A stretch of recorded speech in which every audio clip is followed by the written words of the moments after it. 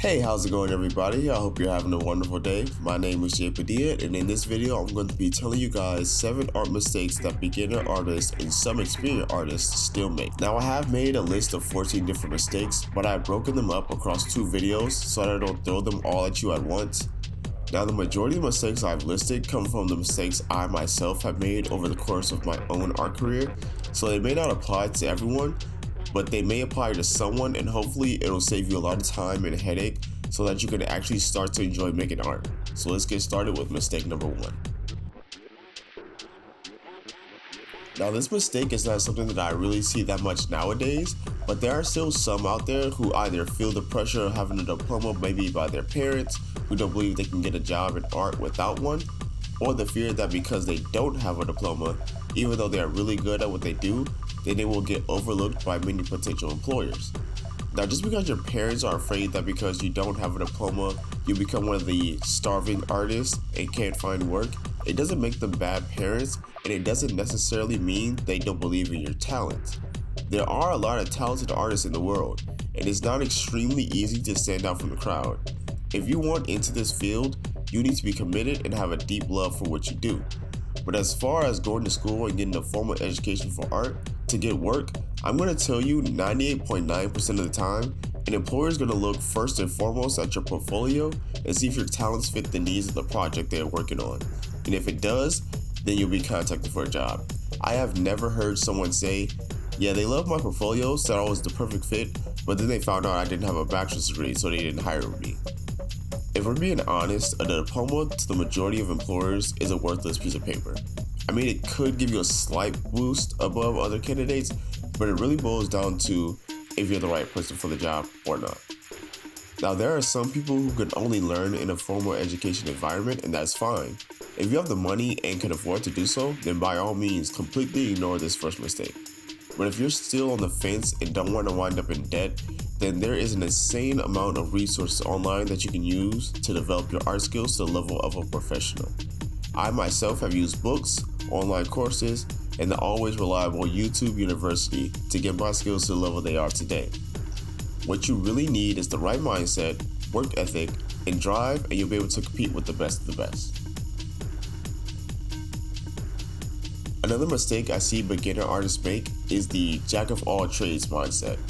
They don't have any specific goal or path they want to take, so they jump from one to another.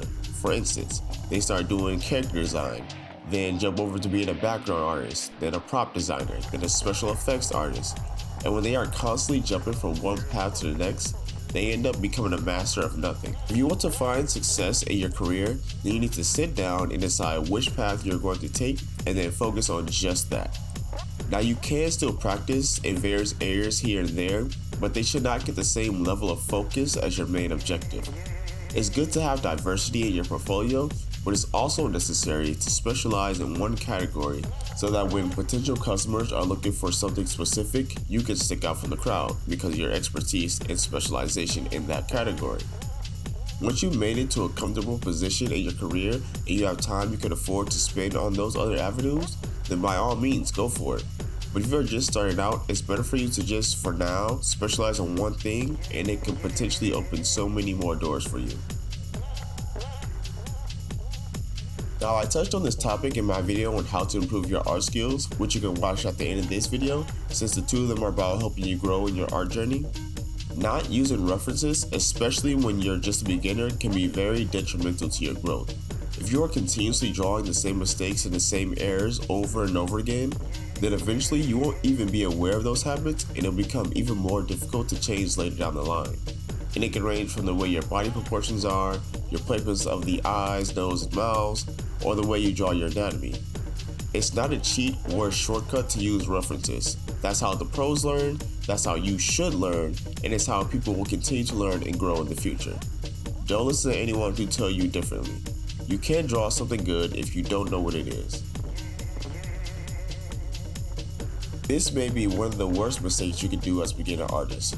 You can set unrealistic standards for yourself when you look at the art you create and compare it to the artists that you learn from and admire. If you've only been drawing for a year, you can't really expect your art to be on the same level as a professional who's been in the industry for over a decade. That's just unrealistic. Instead, view the art level of your favorite artist as motivation and something to strive toward, and not to strive to be a carbon copy of them. But instead, have your art be something that no matter what you create, you can be proud of your work. Now, this is a very common mistake that many beginners fall into. They see pro artists with their fancy drawing tablets or special pens, pencils, markers, custom brushes, etc., and think the only way they can create the same level of art is by owning all the tools that the pros have. But in all honesty, the tool doesn't even matter all that much, it's all about the user. If you've already developed your art skills using regular pencils, pens, brushes, and all that, then when you go to get more expensive or different tools, those are just going to enhance what has already been laid down as foundation. You can't just go out, buy a $700 drawing tablet, and as soon as you pick up your stylus, make instant masterpieces. No matter what tools you have, without solid fundamental skills, it amounts to just shiny trash. And it's okay to want better equipment and to get better equipment, but especially if you're just starting out, it shouldn't be your focus. And even if you do get those new tools, you will still need to put in the hours and gain the mileage with those tools before they can even be a viable option for you to use in a professional capacity. You can't use micron pens for years as a pro and then one day decide to go out and buy a brush pen and instantly switch over and still have the same skill level with the brush pen as you did with the microns. So to reiterate, it's not the tools that make the art beautiful, it's the user. Now, this is also another big mistake that I made in my own art journey. Skipping the fundamentals can set you back so much more than you think. Now, I know taking your time to learn the fundamentals can be boring, especially if you just want to be able to draw your favorite characters in cool poses and scenes. But if you don't study the rules and get an understanding of them, when you start drawing each time you go to make a new piece of art, all your mistakes and shortcomings will be embedded in your art, and you won't be able to see or change them because you don't know that they're there. But trust me, other people will take notice, and over time those mistakes, if not handled, will become habits, and once they become habits, it'll be even more difficult to break them later on. So I know it's not the most exciting thing in the world, and even to this day I am still struggling with finding the motivation to study perspective. But it is necessary if you truly want to take your art seriously and to also have others take your art seriously. The last mistake I'm going to touch on in this video is that many beginner artists lack patience. And I get it, but here's what I had to learn. Art is all about the long game. If you're really serious about having art as a career, then you're going to have to put in the work to gain the mileage and keep moving forward. There will be times when you get frustrated, and there will be moments where you feel like your art has become stagnant and you aren't improving anymore. And there may be times when you look at every piece of art you create and completely hate it. But these moments will come and go, but as long as you stick with it and commit yourself, the payoff will be worth it in the end, I can promise you that. Alright, that's going to do it for this video, guys. If you learned something and got some help from it, then do let me know by leaving a like and comment down below. And if you like my videos and want to see more, consider subscribing and ring the notification bell so you can be notified when I upload any and everything. And in the next video, I'll be telling you guys more mistakes you can avoid as a beginning artist. So I will see you all next time.